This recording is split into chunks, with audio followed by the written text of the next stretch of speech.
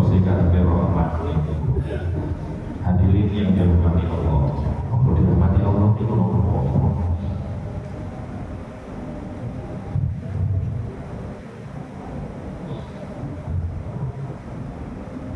Menurut Al-Imam Al-Qurtubi, rahmat Gusti Allah niku tatkala menafsiri ayat Al-Quran, "Qul man alladzi ya'simukum minallahi in arada bikum su'an aw arada bikum rahmah." Qala Al-Qurtubi ay khairan wa nasran wa afiyah. Katanya Al-Qurtubi, rahmat kasih sayang Allah itu maksudnya adalah kebaikan, wa nasran dan pertolongan Allah, wa afiyah dan keselamatan dari Allah Subhanahu wa taala. Maka rahmat itu mencakup hal yang besar, yang mana di dalamnya terdapat semua kebaikan, semua kemanfaatan yang kembali kepada seseorang baik di dunia maupun akhirat. Itu adalah maknanya rahmat. Karena rahmat itu amatlah besar. Di dalam Al-Quran kata rahmat diulangi sebanyak 268 kali, artinya sangat banyak sekali kata rahmat di dalam Al-Quran, sehingga mengisyaratkan semoga kami kepada rahmat Gusti Allah. Berbicara tentang rahmat, hadis riwayat Bukhari, "Inna Allah khalaqa rahmah yawma khalaqaha mi'ata rahmah." Tatkala Allah menciptakan rahmat, pertama kali Allah menciptakan rahmat, Allah itu menciptakannya sejumlah 100. Jadi rahmat itu jumlahnya wonten 100. Fa'amsaka indahu tis'an wa tis'ina rahmah. Dari 100 itu yang 99 disimpan bersama Allah buat nanti di surga. Yang satu, wa arsala fi khalqihi kullihim rahmatan wahidah, yang diberikan kepada makhluk seluruh dunia mulai dari Nabi Adam sampai hari kiamat, itu cuma satu rahmat saja. Maka betapa beruntungnya orang yang masuk surga, karena 99 rahmat Allah ada di sana. Apa yang kita rasakan dari kasih sayang Allah itu masih satu rahmat, dan itu dibagi kepada semua makhluknya, tidak hanya manusia. Perawikan beliau saking dari besarnya rahmat Allah, baginda Rasul bersabda, "Kalau ya'lamul kafir bi kulli ladzi 'inda Allah min rahmah lam ya'as minal jannah." Cara wong kafir iki ngerti gedene rahmat Allah, maka orang kafir itu tidak akan putus asa untuk mencari surga Allah Subhanahu wa taala. Dan sebaliknya, seandainya orang beriman ngerti mengenai dahsyatnya adabnya Allah Subhanahu wa taala, maka berapapun ibadah yang dilakukan, dia tidak akan merasa aman daripada siksa neraka. Sebagaimana hadis tadi, Allah menciptakan 100 rahmat, yang 99 disimpan Allah nanti di surga, yang satu diturunkan ke dunia. Dan satu rahmat itu bukan hanya untuk seluruh manusia, tapi seluruh makhluknya.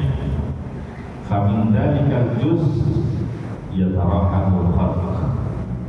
Dari satu rahmat Allah yang dibagikan kepada semua makhluk, itu mencakup kepada binatang-binatang, hatta tafa'al faras hafirahan waladiha khosyatan antusibah.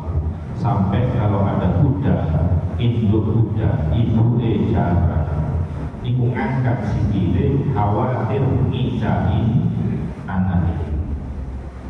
Itu bagian dari rahmatnya Allah yang jumlahnya cuma satu di dunia. Sampai binatang satu sama lain itu saling mengasihi,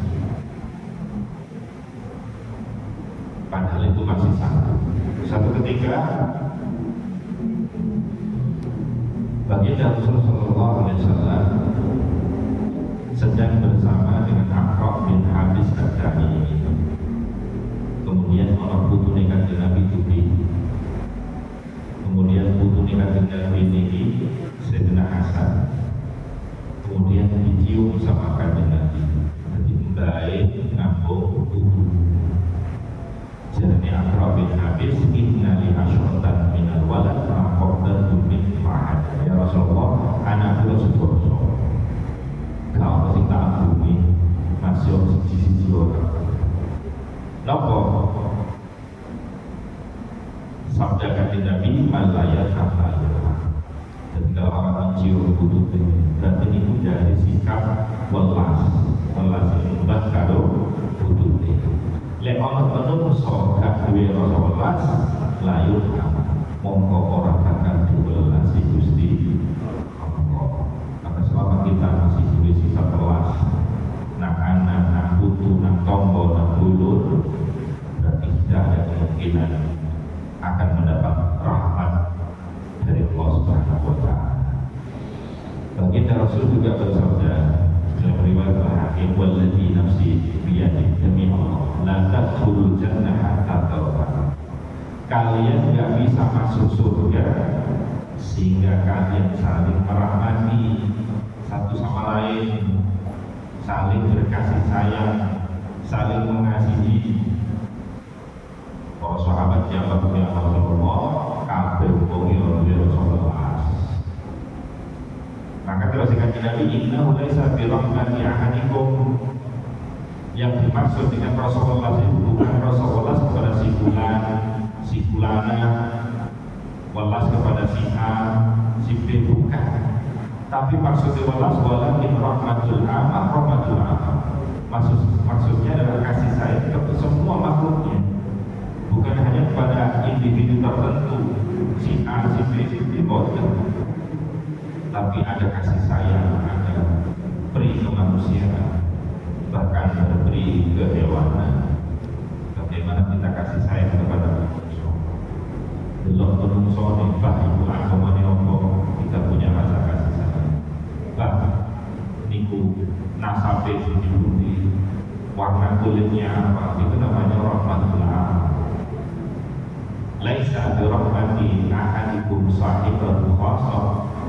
Maksudnya adalah bukan kamu mengasihi kepada teman kamu, istri kamu, atau orang tertentu kamu, bukan itu. Hatta yang aman nasakah, sehingga kamu memiliki belas kasih kepada semua orang secara keseluruhan. Itu namanya hatta tarham. Tidaklah kalian masuk surga sehingga kalian saling mengasihi. Maksudnya saling mengasihi itu adalah punya perasaan kasih sayang kepada semua makhluk yang Allah Subhanahu wa Ta'ala.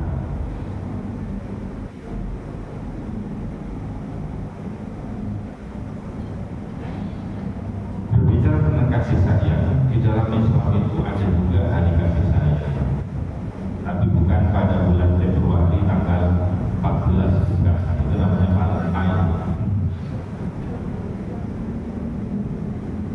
Pada waktu Kanjeng Nabi merebut kembali kota Makkah yang disebut dengan Fathu Makkah, maka saat itu orang Islam mendapatkan kemenangan yang begitu gemilang karena mereka bisa merebut kembali tanah kelahiran yang mana dulu dia punya sawah-sawahnya ditinggalkan, direbut orang kafir, punya rumahnya direbut sama orang kafir, punya ladang usahanya diambil sama orang kafir. Dan hari Fathu Makkah itu orang Islam kembali menguasai, menduduki tanah kelahiran mereka. Dulu orang-orang Islam diusir dari Makkah, maka tatkala orang Islam kembali ke Makkah dan menguasai kembali Makkah, maka kemudian ada orang yang berbicara pada saat itu, al-yawma yawmul malhamah.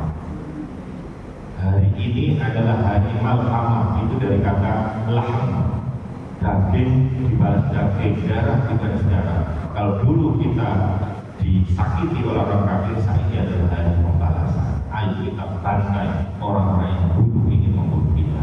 Itu kata saat itu. Maka dijawab oleh Kanjeng Nabi, al-yawma yawmul marham. Gak lepelan, lepelan kali ini yo malham maknanya berbeda. Kalau marham kasih sayang, kalau malham hari balas indah malah. Lepelan bahaya. Yo marham lebih hari kasih sayang. Hari kasih sayangnya adalah tatkala Islam berpuasa. Maka kala-kala Islam berpuasa bukan untuk menindas, bukan untuk menyiksa, tapi justru ingin menebarkan kasih sayang bersama. Bahkan tidak hanya sesama muslim, tapi sesama umat manusia. Maka Islam itu rahmatan lil alamin.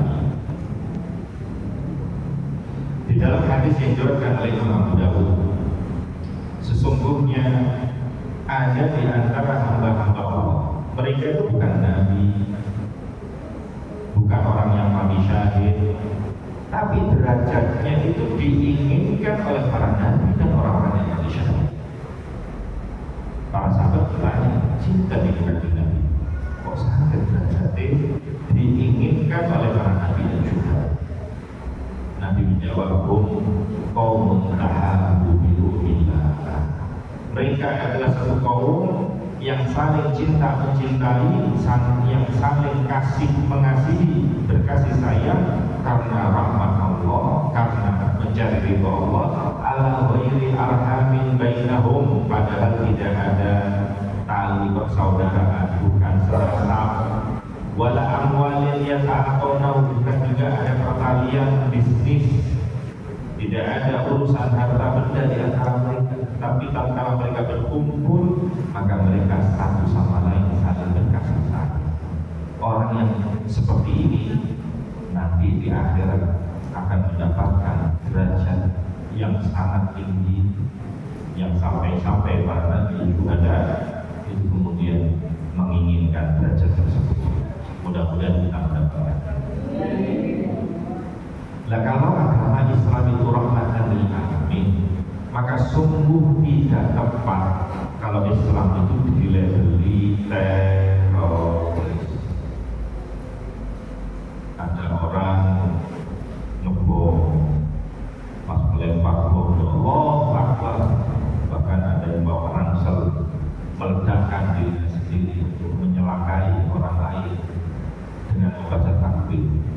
Akhirnya kemudian dengan seperti itu Islam dicap sebagai teroris. Ada orang kemana-mana bawa ransel tapi nggak bawa bom, bawa teror. So teror jadi teroris, bukan teroris. Dulu ada seorang budak yang kecil, yang dia orang Yahudi.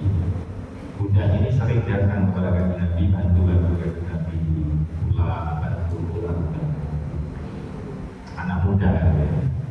Satu ketika ini nggak muncul, nggak datang ke rumah kanjeng Nabi. Akhirnya Rabi tanya, kemana si Yahudi? Kanjeng Nabi sakit sana. Oh, ya wis disambal kanjeng Nabi. Didatangi ke rumahnya, ternyata dia sakit keras. Begitu sakit keras, kanjeng Nabi kemudian berkata kepadanya, asli lebu Islam, moco syahadat. Itu ada Nabi, di seberangnya ada bapaknya, orang Yahudi. Maka anak itu noleh kepada bapak tanpa ngomong karena sakit. Kata bapaknya, hati akan positif manpun lebu Islam. Akhirnya moco syahadat. Syahadat, alhamdulillah Islam, mati dalam keadaan husnul khotimah. Kemudian Nabi keluar, kata Nabi kemudian jauh, alhamdulillahilladzi anqadhahu minan nar. Alhamdulillah yang Allah telah menyelamatkan pemuda tadi itu dari api neraka karena dia masuk Islam. Berarti misi kanjeng Nabi mengajak umatnya untuk masuk Islam. Semakin banyak orang Islam masuk neraka, masuk Islam atau masuk surga, maka kanjeng Nabi tambah senang. Oke. Sekarang pertanyaannya, kalau ada orang ngebom, ada di Bali misalnya, ono di Bali, ono musim mabuk, ono musim macam-macam, ya di kafe-kafe di pub, padahal lagi mereka maksiat di pub. Jadi cara sing ngomong Islam nikmat ini loh, husnul khotimah ke suul khotimah, suul khotimah. Cara dikono ya Allah non muslim gak mlebu Islam, mlebu nanti kira-kira mlebu neraka. Berarti tatkala ada teroris dia ngebom, baik itu orang Islam maupun orang Muslim, nah, yang mati itu mati sakit hati, mati apa suul khotimah, berarti mlebu neraka. Lek mlebu neraka lek dengan setan umat mlebu swarga. Lek setan kepingin umat iki akeh sing mlebu neraka. Berarti teroris itu bela sapa? Nyenengno sinten? Setan. Berarti teroris itu bukan dari umatnya Nabi Muhammad SAW. Buktinya tidak kampanye nanti, mereka justru kampanye nang setan. Maka waspada, Islam bukan agama teroris. Berbicara tentang rahmat Allah yang begitu luas, di dalam riwayat Al-Hakim, satu ketika katanya Jabir bin Abdullah, kharaja ilaina Nabi, Rasulullah menemui kami para sahabat. Kemudian kata Nabi dalam kasih itu kocok buko. Cinta panggil Nabi, malaikat Jibril. Terus dia apa kata Nabi? Kasih malaikat Jibril cerita. Apa cerita ini? Cerita ini ada di antara hamba Allah. Ada orang yang beribadah sampai 500 tahun, ibadah atau 500 tahun. Ada di pucuk gunung. Jadi cara diberi gunung ini akan di gunung ini dikelilingi oleh laut. Lalu di pucuk dikelilingi pucuk ini yang tidak begitu lebar itu, dia bermukim di atas 500 tahun ibadah. Siapa sekarang masih belas. Tapi masih ada orang ngerasa sudah nonton, ya. Tapi nonton berot di orang mandek. Nanti nonton orang di orang nyampe itu. Ikut ibadah, karena dia lagi ibadah 500 tahun bertujuh itu dikelilingi oleh laut. Dan orang ini orang siangnya puasa, malamnya dia mulai terus seperti itu.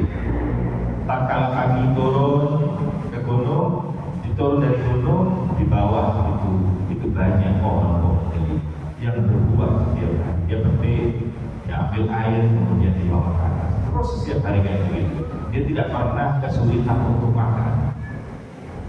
Dia tidak pernah kesulitan untuk minum. Dengan mudahnya dia ambil air makan. Kemudian setelah itu dia juga berdoa, ya Allah, kula niki ibadah ngeten iki mung kepengin husnul khotimah. Ya Allah, jadikan aku mati dalam keadaan sujud. Mati dalam keadaan sujud itu termasuk tandanya husnul khotimah. Tapi bukan berarti kalau mati tidak sujud tak husnul khotimah. Jangan salah paham. Kanjeng Nabi piyambak meninggalkan dalam keadaan sujud. Jadi gak perlu sujud dan husnul khotimah. Maksudnya pokoknya meninggalnya tidak berbuat maksiat. Meninggal kita dalam iman Islam. Itu jadi husnul khotimah. Lah orang ini minta seperti itu agar diwafatkan dalam keadaan sujud. Ternyata apa? Kesampaian orang itu kemudian mati dalam keadaan sujud. Wis ibadah 500 tahun, matinya mati dalam keadaan sujud, dalam keadaan sholat. Dan sholat kan ngajak Gusti Allah, apalagi pas sujud. Sujud itu termasuk aqrabuna yakunu bil abdi min rabbi wa sajid. Posisi terdekat seorang hamba kepada Allah yaitu pada waktu sujud. Kenapa? Allah Maha Tinggi. Waktu sujud manusia merendahkan diri di hadapan Allah. Orang terkala berdiri dengan tegak boleh jadi dia sombong, merasa lebih baik daripada tetangganya, merasa lebih baik daripada saudaranya. Tapi tatkala menghadap kepada Allah dia sujud, muka yang mestinya dimuliakan, muka ini dimuliakan. Bendino dikosongi dengan wudu, dengan ngelem wedok di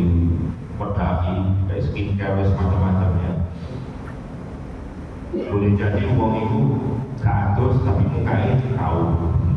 Jadi ini lebih mulia daripada yang lain. Uang misalnya digepuk tangannya, untuk digepuk sikilnya, tapi lagi digepuk mukanya, ya boleh juga terima.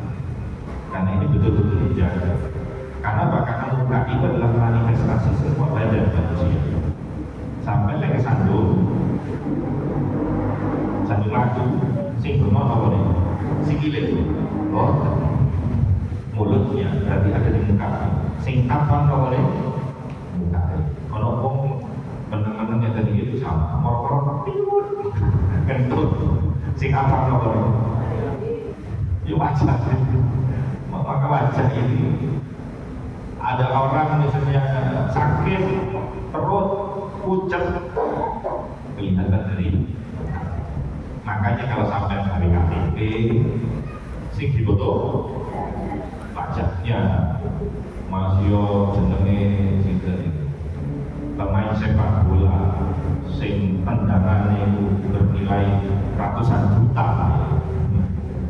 Itu kalau bikin KTP itu kan sikilnya sing difoto Mas Yo Tyson itu sekali lihat, sekali main itu bisa ratusan miliar itu bayaran Mike Tyson. Sampai kekayaannya bisa 6 triliun Mike Tyson. Dan KTP itu bagaimana bisa makan mobil foto ini masuk itu dalam Islam itu hebat ngebor itu sing difoto mungkin wajahnya semua wajah. Maka wajah yang begitu dihormati, dimuliakan, ngadep nang Gusti Allah, ditemukan kepada tanah. Pada tanah ini dihinakan. Maka setan iblis dia bermongso, khalaqtani min nar wa khalaqtahu min tin. Waktu ini Gusti dengan ciptakan apa geni, oleh geni luwih mulia lah ketimbang lemah. Ciptaan Nabi Adam itu lemah itu tidak jadi boni buat kotoran apa di tanah itu hina belum itu kalau diganti tapi mau sujud dan maka tatkala muka yang mulia ini ditemukan kepada tanah yang hina maka itu adalah betul-betul penghambaan kepada Allah Subhanahu wa Ta'ala. Dan Gusti Allah sungguh menolong itu sujud kalau itu sujud itu kudu sing suwe masih cepat-cepat terus ingat Nabi masuk sampai di lantas sujud karena tertitik. Jangan kamu sujud seperti nudule PT kertas PP adalah nudule itu jagung ono PP itu makina dan betul itu suwe dan betul mesti nggak ibu lagi sholat baca tilu dan menungso itu kaya sepeda motor dia punya mesin sepeda motor itu lagi kurang bunyi apa yang terjadi gampang panas lagi kurang bunyi gampang panas akan tumpah mogok iso-iso turun mesin molek lah mesin yang menungso itu utek itu pada mesin sepeda motor butuh oli itu gede ini sangat putih dari jantung ini kok satu loh jenenge jantung kok sih disemprot itu roto moyo kabeh selangi itu terus itu apa jenenge urat-urat yang ke saraf-saraf yang ke otak itu lebih kecil daripada yang lain terus posisi itu selangi cilik pisang kalau sing sumpet juga seperti batas juga itu jadi makanya otak itu jarang terisi penuh dengan darah karena angin lah supaya terisi penuh dengan darah pada karo mesin penuh buline ya maka uang itu cari dokter ini dokter ahli neurologi tapi non dia memiliki teori uang mulai seperti ini udah encer apa panas ke mesin ini butuh nyungsang jadi koyo Spiderman nempel di tembok udah sedikit itu sedikit karena dengan nyungsang berarti jantungnya udah dulu tapi brocok malah gede brocok takut tadi kalau sekiranya kebel aktivitas biasa nanti berapa jam lagi pokoknya untuk panas nyungsang terus seperti beberapa kali sepanjang hari sepanjang malam satu ketika tiang ini lewat masjid kalau mau sholat pas sujud lapo lu sholat kok juga itu lapo juga itu sujud hanya aku tunggu lah ini aku tunggu mereka mau nggak sah kecoba sholat jenazah sholat mayat mau sujud kecoba aku nawas dan sholat jenazah orang sujud itu mayat dikatakan sholat orang sujud pun itu kan biro dilakukan ya ada saat sholat ada dulu apa kali dulu nanti bingung sehari semalam 5 kali kapan naik kami itu mari untuk siang-siang pas mari untuk sore mari untuk soro mari untuk tadi tapi teori itu lagi di wong perlu nyungsang itu gak perlu dilakukan oleh orang Islam karena orang Islam itu sudah nyungsang bukankah sujud ini sujud itu menurut saya syarat bokong luwih dhuwur dibanding sirai jadi buat yang salah contoh ono arek lek Jumatan telat akhirnya sholat ini undang-undang karena sholat diundang-undang karena sujud tak iso jadi bokong luwih dhuwur ketimbang sirai ini bukan hak sujud itu benar cek iso jengking wonten niku akhirnya balik kanan akhirnya sujud ihsan tapi sholatnya kan udah tinggal pengalaman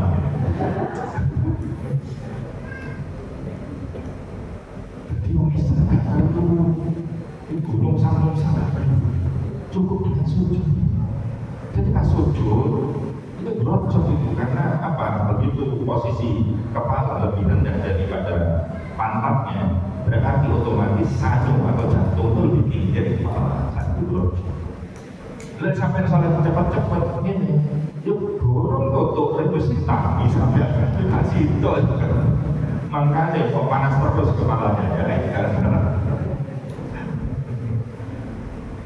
maka orang yang ahli sujud itu insya Allah lebih dimungkinkan akan sabar gitu.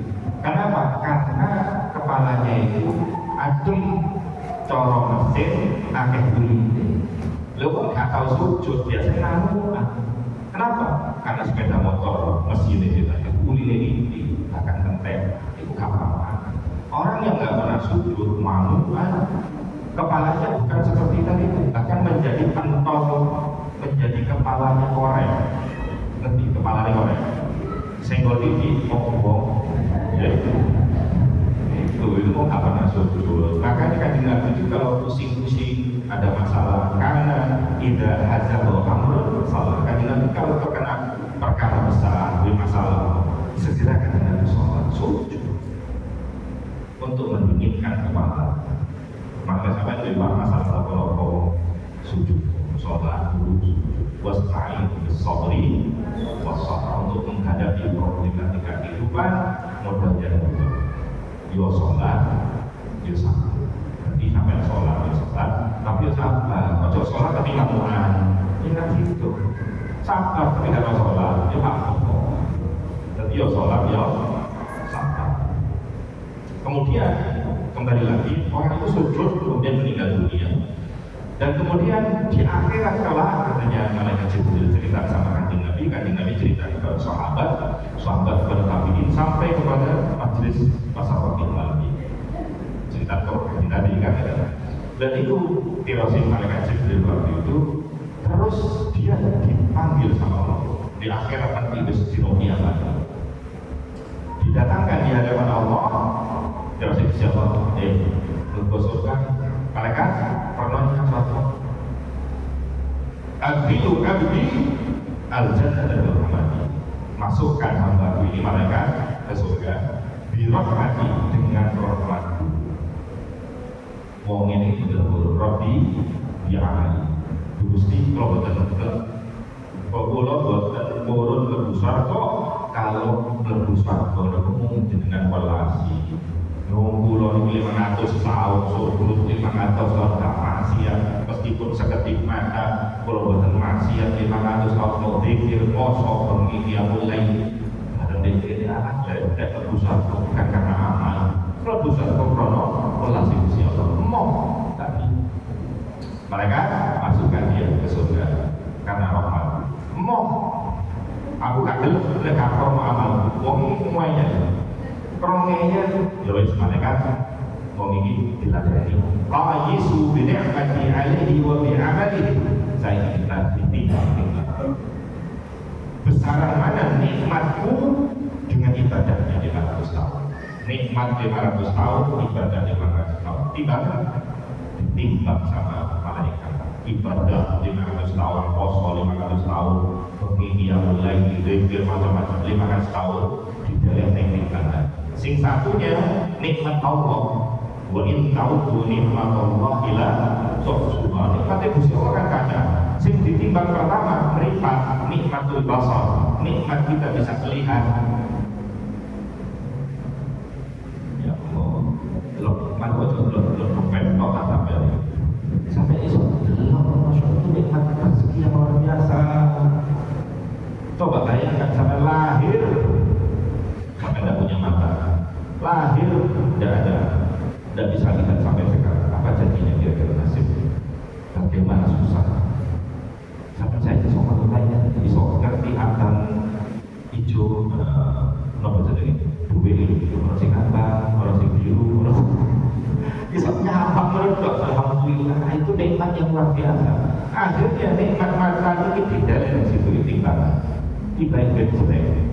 Si akhir nikmat meripat ketimbang nikmat ibadah 500 tahun. Belum nikmat mendengar, belum indera penciuman, belum apa indera perasa, belum tangan sampai iso gerak, gurung diri sampai iso ngene, iso ngetik, iso ngepres. Ada orang kayak begini gak iso coba lu itu delok diregani nikmat itu ojo delok dompet toran ini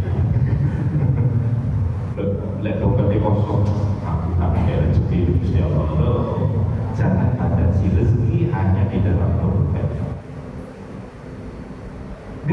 Kalau gecek di gurung liar dari mana ya wis adhilu abdi ana mereka kronologis ditimbang ternyata ibadahnya gak segera nikmat yang kami berikan masukkan dia ke neraka dengan keadilan Allah masukkan dia ke neraka diseret ke mereka lain jatuh ilana dan diseret ngerti rokok itu panas kaina di roti birahmatikum adkhilni jannah Gusti kita mengkubur maksud rahmati aja pulau kering suatu Allah kok gak kok mau apa repot ya Allah ya wis balik ibadah menghadap nang Gusti Allah aku takon sing nyiptakno awakmu lho sapa yang menciptakan kamu siapa padahal sebelumnya kamu bukan siapa-siapa dan bukan apa-apa siapa yang menciptakan di panjenengan Gusti lho aku nyiptakno iku request kamu jaluk pun iku berarti krono waktu mungkin sih kok iso kuat ibadah 500 tahun sapa sing dadekno kuat ibadah 500 tahun di panjenengan Gusti sapa sing nyediakno panganan-panganan buat kelima air yang mengalir sehingga kamu bisa setiap hari memetik untuk makan dan meminum air sapa di panjenengan Gusti nah ini kabeh itu aku ngekei nang awak krono rahmatku maka hari ini kamu masuk surga itu juga karena sapa sing jaluk kaki sujud kula, sapa sing ngabulno panjenengan. Berarti kan kabeh aku. Nggih Gusti. Mangkane saiki wis kuwi nang sarwa aja takut.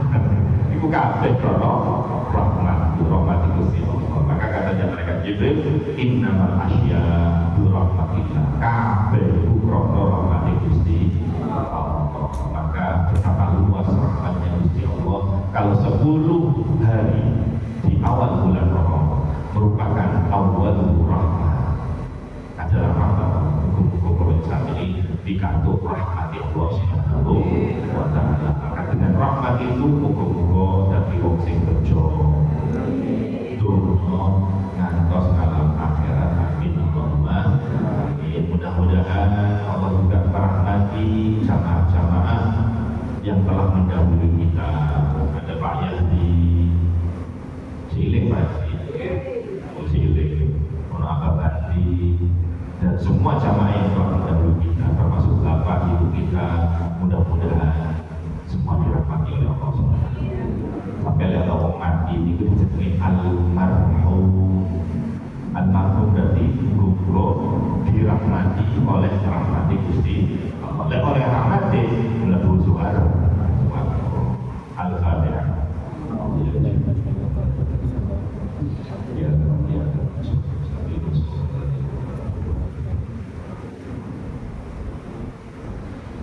Buat